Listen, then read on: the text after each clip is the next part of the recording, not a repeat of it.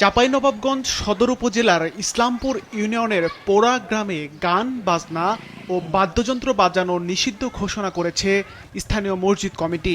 এমনকি বিয়ে বাড়িতে গান বাজলে মৌলভীরা বিয়ে পড়াতে যাবেন না বলেও সাফ জানিয়ে দিয়েছেন।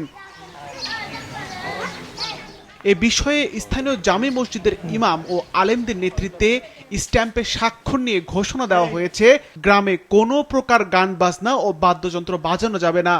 এমনকি মসজিদের মাইকে আজান ছাড়া মৃত্যুর খবর প্রচারও বন্ধ করে দেওয়া হয়েছে। আজ থেকে অত অঞ্চলে আমরা গান বাজনা আমাদের পক্ষ থেকে নিষিদ্ধ করা হলো।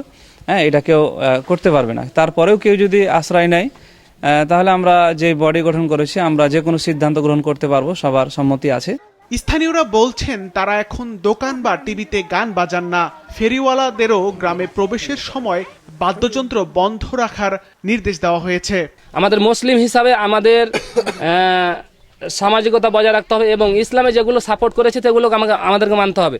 আমরা এই গ্রামবাসী একত্রিত হয়ে আমাদের এই গ্রামে কোনো বাদ্যযন্ত্র আমরা বাজাই না। রাসূলুল্লাহ সাল্লাল্লাহু আলাইহি ওয়াসাল্লাম বলেছেন গান বাজনা মুসলমানের জন্য হারাম।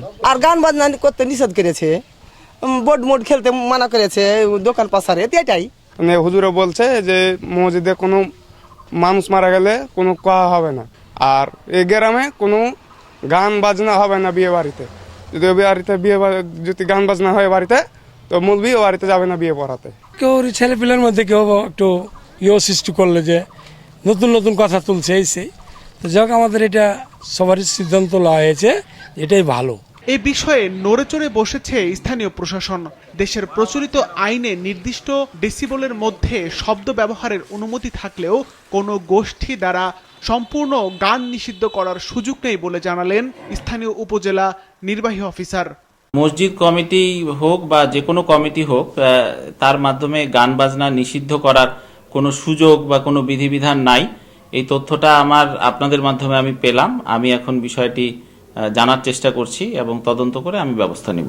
গান বাজনা নিষিদ্ধ করার কোনো সুযোগ বা বিধিবিধান নেই জানিয়ে এই বিষয়টি তদন্ত করে ব্যবস্থা নেওয়া হবে বলে জানালেন অতিরিক্ত পুলিশ সুপার। গান বাজনা এরকম বন্ধ করার ইখতিয়ার আসলে কারণ নেই।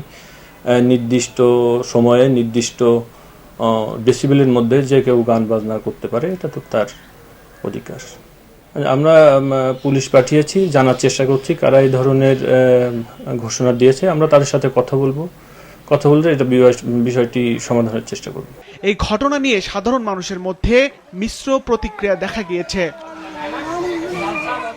সিফাত রহমান, মাছরাঙা, নিউজ ডেস্ক।